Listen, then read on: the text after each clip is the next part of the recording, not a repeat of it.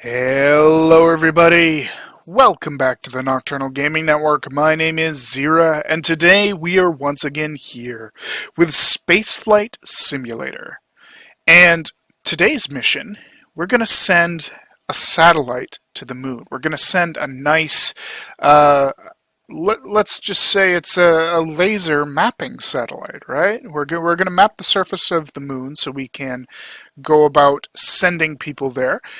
This is going to be a 100% vanilla satellite. So, if you want to follow along and you don't have the full game, you can do it with this one. This one's nice and easy here. So we are going to start off in utility. As always, we're going to grab 2 of these probe cores because, we need something to start with here. I think right about here. I like to start near the top of the screen unless I'm building absolutely massive rockets. That way I know roughly where the top of the craft is going to be, so I can space it right this way instead of like building up and then building down and whatever. So we're gonna put it right here, and let's see here. We're gonna put a thruster on this one, a decent thruster. We're gonna put this here, and we're gonna need a couple of these and that. All right. Let's go back to our basics. So we're going to grab the 10-ton fuel tank. Oh, I forgot. We need some batteries, which batteries are in your utility tab if you're playing on the, free version of the game. There we go. I like to put the 2 batteries. And then we can go back to basic. We'll put our 10-ton fuel tank. We're also going to put some RCS thrusters on this thing. Actually, how about right off the probe core? There we go. And then we can flip this thruster over. All right. And we're going to put this, what are they even called? Girders? They're just called structural parts. So we're going to put the structural girders, I'm going to call them girders, and we're going to use it to make some sort of mount here, and then we're going to put the parachute on there as some sort of like node. And actually, let's put these connectors right here, just like this, and that sort of looks like something. Come on, get on there. There we go, structural node. Ooh, what about putting some other parachutes? Yeah, let's do this up right. Boom. There we are. We have our mapping satellite. Yeah, that's what it is. Next, we're going to go back to electricity, but you will have solar panels in the utility tab if you are playing the free version of the game. We're going to put 4 of these solar panels on it. This thing looks like a monster, but it should work just nicely here. So the question is, how are we going to do this here?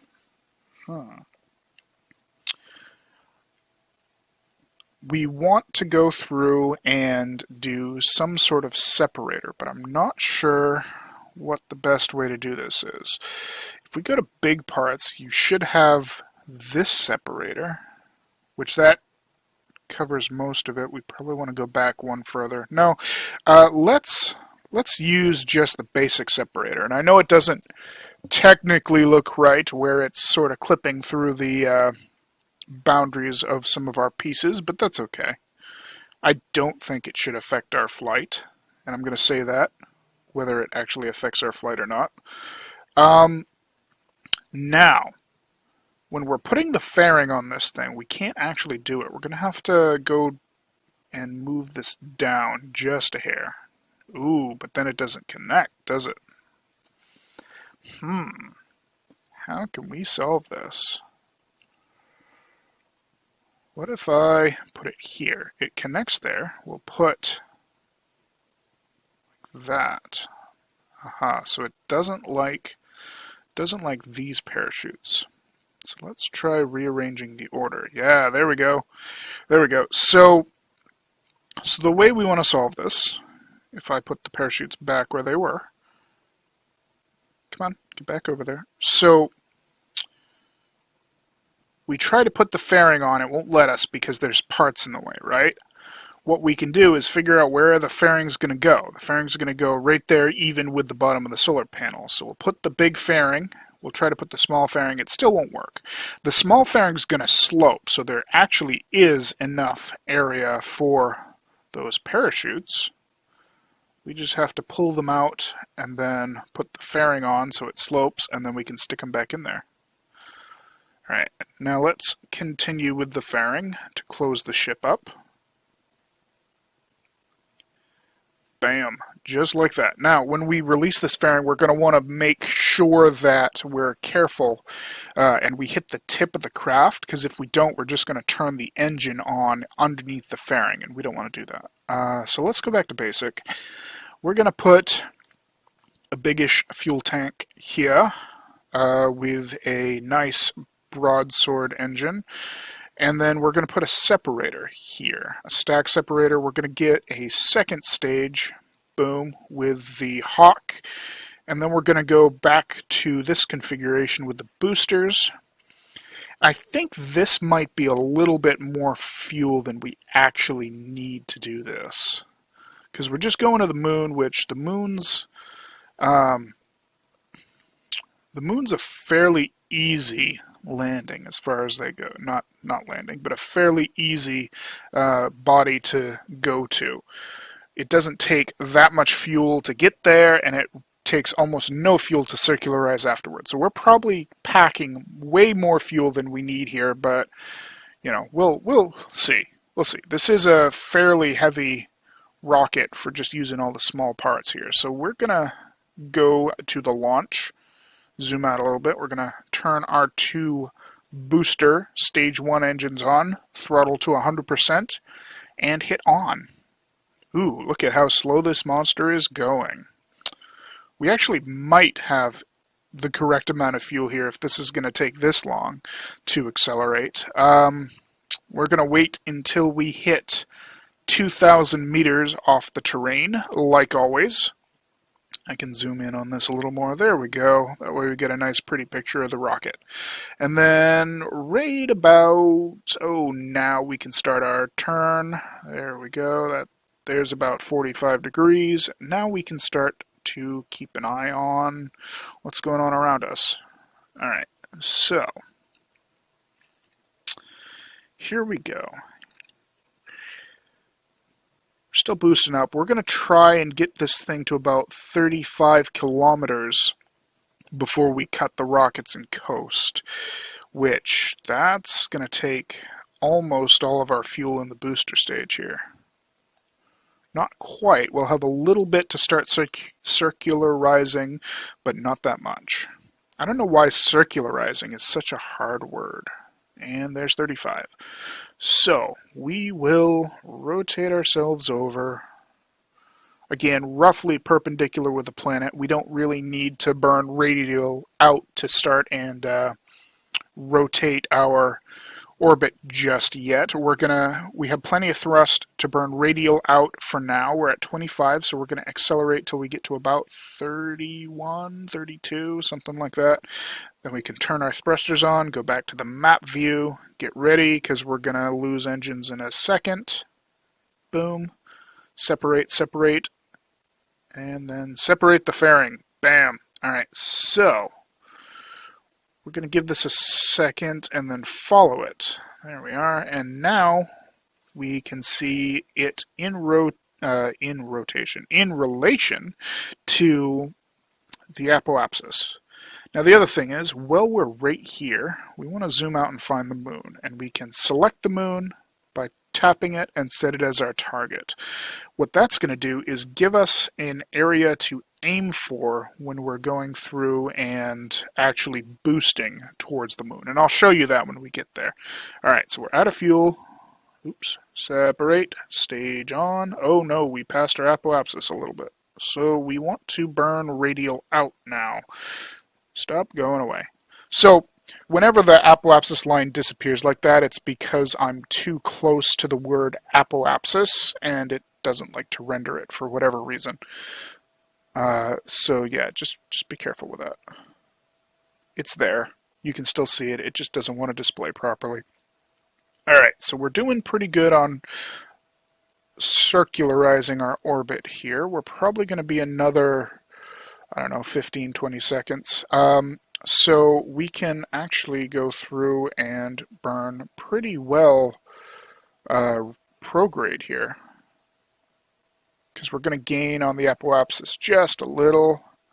Alright, we're just going to wait right here, because this is about good. Our apoapsis is still moving away from the rocket, as you can see. Now, we are going to stop once we've reached a low orbit. And you see this grayish line here? That's a, I don't know what I want to call it. How about like a boost zone? So, basically, in order for us to hit the moon, okay, we need to raise our apoapsis up off the planet by adding thrust, adding speed to the rocket, and that will bring the apoapsis up towards the orbit of the moon. Once we get our apoapsis into what would be the circular area of influence of the moon, it'll transfer us to, it'll actually show our thrust vector on the moon itself, so we can go through and manipulate that to get a nice close pass over the moon. But basically, we can't aim at the moon here. We actually have to aim at where the moon will be as we're thrusting. So this game has a nice simple system. It's like, okay, to get to the moon, you need to boost from this little gray area right here, and that will put you in the right orientation to hit the moon's path right about here. See how we're almost a full quarter-ish, maybe 30 degrees, maybe a quarter-ish turn ahead of the moon right now. So what we're going to do is we're going to speed up until we are just outside of this little gray zone here. And basically, we're just going to boost a little early. That's fine with the moon. The moon's got a fairly large circle of influence when you are comparing it to the distance we're traveling. So we're going to point prograde, 100% throttle, and then we can boost. And immediately our apoapsis has switched sides of the planet. And we're going to zoom right out. There we go. So you see how the apoapsis is heading ahead of the moon. It's basically heading up at that angle. I don't know what angle that would be. It is really, 30 degrees, 40 degrees from where the moon is now. So that's decent. Now the reason we started before is because I want to do this in one burn, rather than splitting it up, so burning in the gray, going around, and then burning again. So to do that, we burn a little early, and that allows us to correct the angle of the burn by continuing through the gray and going a little further past the gray. So we're going to slow down our throttle as we get close to the moon. Okay, so there's our encounter. It shows us the encounter right up here. And then it shows us where we're going to be in the moon's sphere of influence. Now, with this rocket, with the laser moon mapping system that we have, we're going to want to be, let's say 250 kilometers off of the moon's surface, right? That sounds like a reasonable number. So we're just going to boost at really, really low thrust, really low throttle until we find 250 kilometers. Now, when you're going to another planet, when you're working in space, and you're far away from where you're actually thrusting, your thrust is going to be more efficient. So small moves are going to make a lot bigger changes. All right, and here we are. We are almost out of fuel, but that's all right. So we're going to, what am I doing? We're going to fast forward through time now, and we're going to actually go to our encounter. There we go. I can speed up a little more. 2,500 times normal speed. Here we are, and we're about to enter the sphere of influence. There we are. Once we actually enter the sphere of influence, we can see the change that it has. So remember, we were at a periapsis off the Earth of like 30 kilometers or 32 kilometers or something. Now it's putting us back at a periapsis of 515.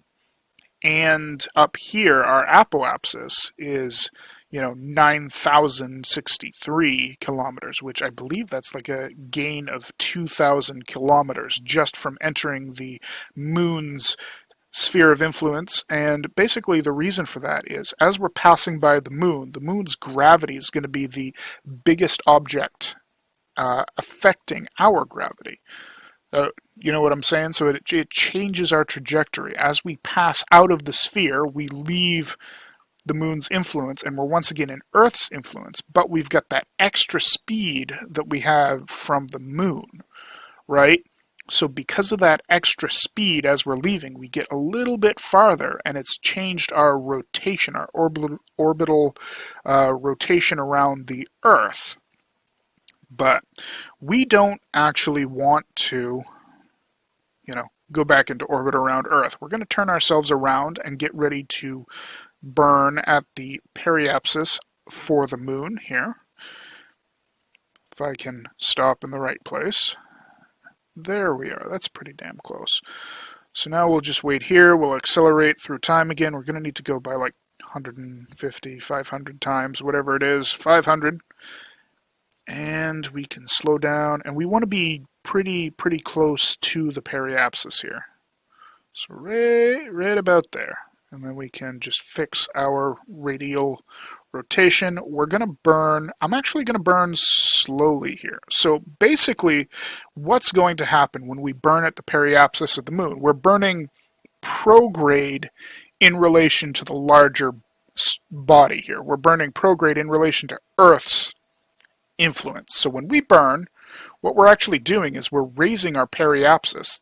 We're raising the point basically opposite of us on the Earth's sphere of influence, and that's in effect rotating as well as increasing our orbital trajectory. So, you see how it's actually kind of getting ourselves, stop, I want to slow you down.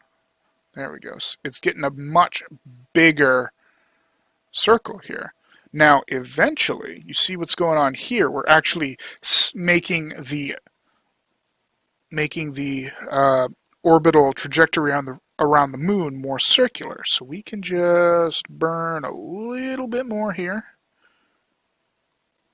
There we go. And eventually, we're going to increase our apoapsis relative to the Earth enough that it's going to bring itself, just like suck itself into the moon. Bam, we're in the moon's orbit. We are almost out of fuel, so we're just going to burn 100%. Okay, we are out of fuel. So what we want to do here is we want to turn this off first. We want to use this little booster here. And then we are going to we're going to flip ourselves 180 degrees here.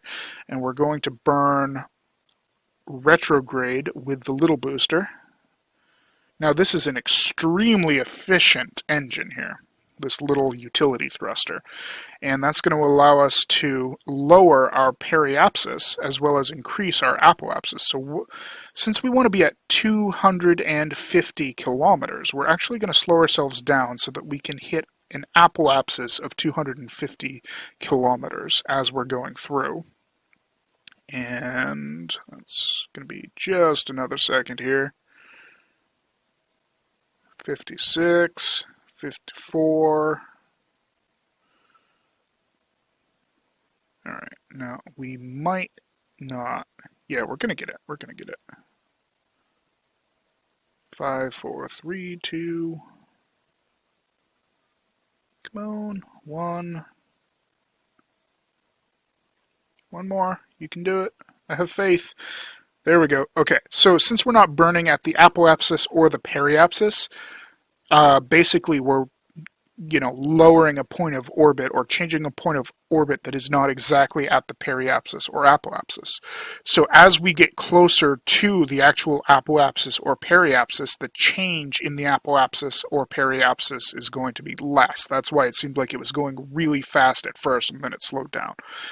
All right, so bam, here we are. What we're going to do is boost at 100% again. That's going to just lower our periapsis. What we want is a basically impact with the moon here, because we ran out of stage on our third stage.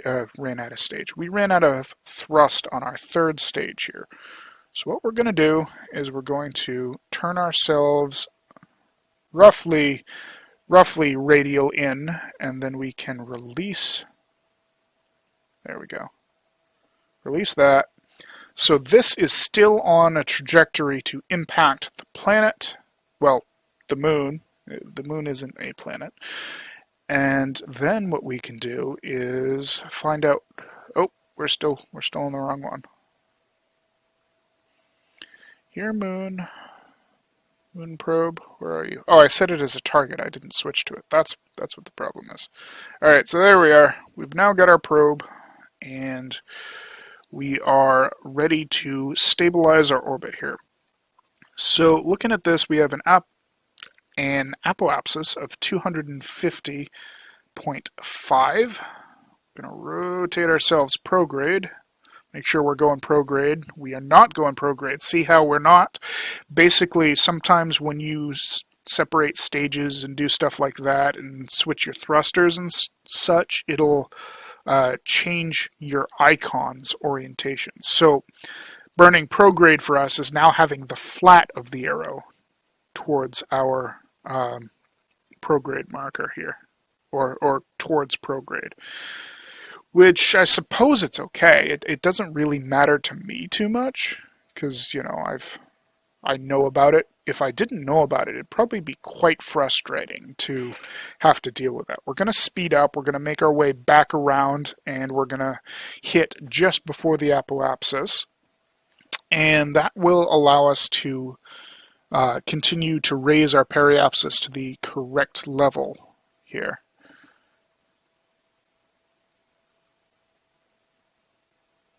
Alright, so slow ourselves down right about probably here. We'll burn radial in just a little bit to see if we can adjust the apoapsis while we're at it. I don't think we're going to have enough time here. 205. Let's burn in just a little more. 6. Nope, we passed the apoapsis, so therefore we're going to gain height on the apoapsis since we're rotating our orbit. Alright, so let's do it this way. We're going to go here. Bam, 206. Really? There we are, 250.4. So now what we need to do is we need to stabilize our circular orbit here. Ooh, come on. Slowly. Remember, like I said, just don't hold in the button. Just sort of tap the turn buttons or else it goes absolutely crazy. All right, we're going to go to the periapsis, and we're going to fix our orbit, make it nice and circular. There we go. Boom. Whoa, I'm burning way too fast here. Let's go back prograde and let's slow this down here. Change our throttle. All right, let's go to like 6%. 49.0, 50.1. All right, so we're so close here. We're going to rotate retrograde and go to 0.1% throttle, and that should allow us to, there we are, hit 250 on the periapsis perfectly. We'll rotate to what we need our angle to be for when we hit our periapsis, and we will time warp again. So there we are, we're at periapsis, we're retrograde, and we're going to hit the boost. And very slowly, you can see our apoapsis coming down to 250.3, 2, 1. Bam, there it goes, it flipped. So now we are in a nice 100% circular orbit. We're going to expand our solar panels. We're going to rotate ourselves towards the planet here. So right about there. Right about there. Okay, and now we're going to begin with our lunar mapping. So thank you all so much for watching. My name's Xeriua, and this is the Nocturnal Gaming Network bringing you Spaceflight Simulator. Have yourselves a wonderful night, everybody.